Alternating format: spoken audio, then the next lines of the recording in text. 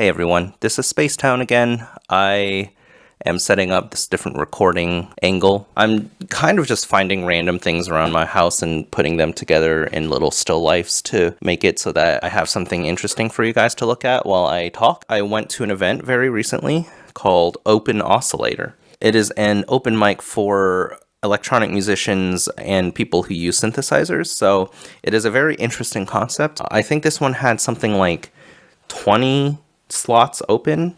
Everyone gets 10 minutes or so, and yeah, there are no genre limitations and not even really any instrument limitations. So you could probably do a thing where you bring a guitar and a synthesizer, and that would be cool with everyone there. The event was held at a bar called WHISTLESTOP. It was a part of their 20-year anniversary celebrations. So they have a whole month of things that they're doing for their 20th anniversary, and it was cool. I had been to WHISTLESTOP before a long time ago. I went there because I hung out with and was friends with a couple of the people from Jamuel Saxon, which was a local band back in the day. Shout outs and also RIP. And yeah, it was a cool bar at the time. The area around it has gotten really nice. So a couple of you might have questions about the logistics of a synthesizer-focused open mic, because synthesizers are notoriously hard to set up and tear down. And if you have 20 people dealing with them, it can be something that is difficult to deal with. But it seemed like it went off without a hitch. There were a lot of tables there. Everyone got a chance to set up. They had a big mixing desk, and they sent out patch cables to everyone on different slots on the table. So if you were interested in performing, you would just essentially pick one of those slots and grab a patch cable, throw it into your system, and when it was your turn, they would just turn you up and you would be ready to go. I wanted to play. It was my first show in San Diego in a very long time. It was cool to have such a low-key event because I didn't really feel up to preparing a ton of stuff. I went in with a very minimal setup comprised of the M8, the 1010 Music Lemon Drop, which is a granular synthesizer, and the Teenage Engineering TX6. When I played, I think I heard the MC saying that it was the smallest setup that they've ever seen. He's got the smallest setup I've ever seen anyone at OO. Maybe next time I'll go even smaller and bring nothing.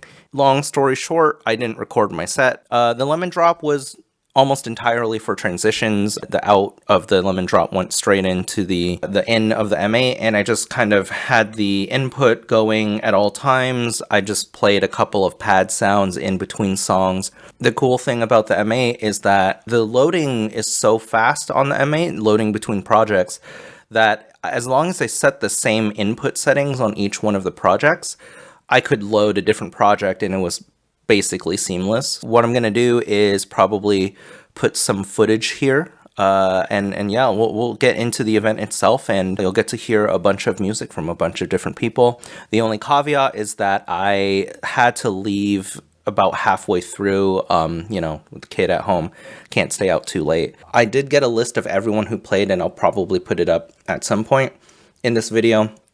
And I'll try to track down the Instagram and or social media accounts associated with each person and list them in the description, so you can check all of them out if you would like. Yeah, I will put some footage of people playing music, and we will, get back to it once the montage is over.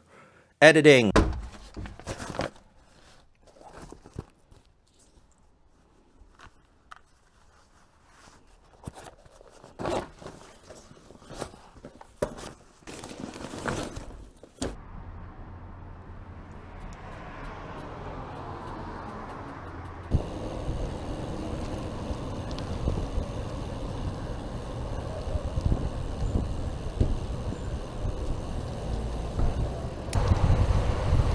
Oh, it is so cold. Ooh. Definitely a little early.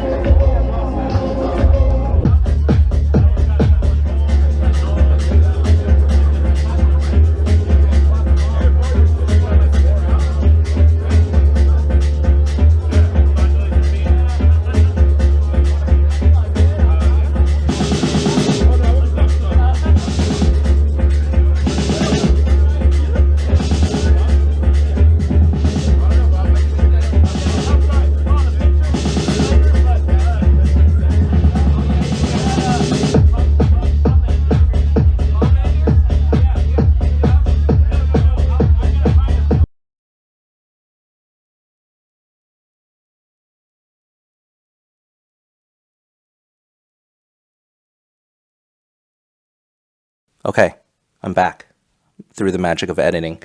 Yeah, Open Oscillator was super cool. I did not expect a synthesizer-focused open mic to run so smoothly, considering it is a synthesizer-focused open mic. Everyone seems to understand what to do, where to set up, how to tear down. The sound was good. Even my weird trance stuff sounded good in the speakers at the place. The event itself really revitalized my desire, my motivation to work on new music and just kind of keep getting stuck into the scene down here. I'm gonna go grab my dog because she's barking really loud. So just for reference, this is the dog in question. She is barking a lot, and so we need her to stop barking, and so I'm gonna bring her in here. Yeah, I've been really excited to get into the scene in San Diego. Open Oscillator being the first event was really great. It was nice and low key, but everyone was really excited and super nice to talk to. You know, this event has been running for a long time. This particular version of it, this particular instance, was the 40th Open Oscillator that they've run. So they've managed to do 39 other Open Oscillators. There were a lot of people there. I was not expecting there to be so many people for a synthesizer-focused open mic on a Wednesday night. So for them to basically fill out the room, and not just fill out the room, but have everyone actually into the music and dancing and getting excited and cheering for everyone as they were finishing up and starting.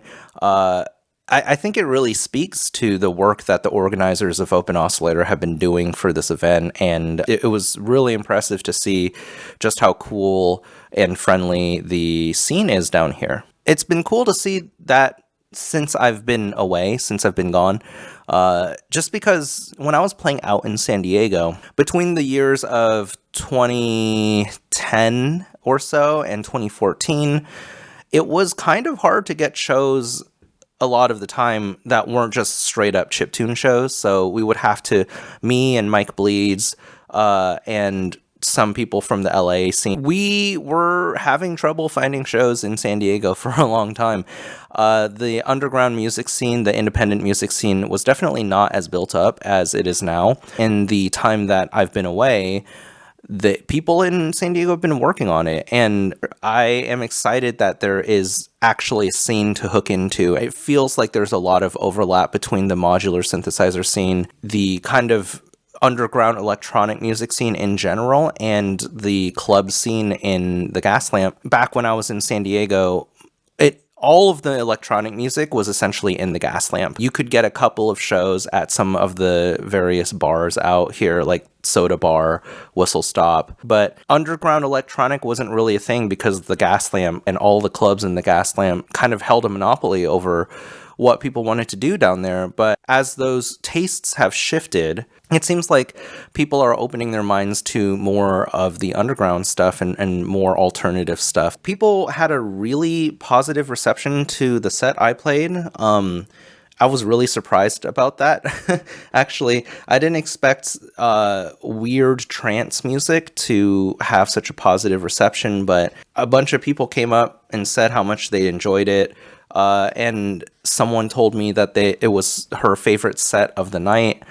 That, I mean, come on, that's really cool. And my MO for doing all of this music stuff for however long I've been doing it, I think a decade at least, is I'm not ever trying to play to get, hundreds and hundreds of people to listen to the music. I'm always trying to play for the one person that comes up to you afterward and is genuinely interested in what you're doing and is curious about your setup. I'm always going to try and play for that person. The fact that there were like 7 of those people at this thing for a 10-minute set of weird trance music means a lot more to me than I think any of those people will understand. I even met a couple of people that had watched my videos before, which is like bananas to me, and they were super nice to talk to. We should hang out soon if you're watching this. There's like a pretty solid scene down here, and a surprising amount of people who are into the M8 and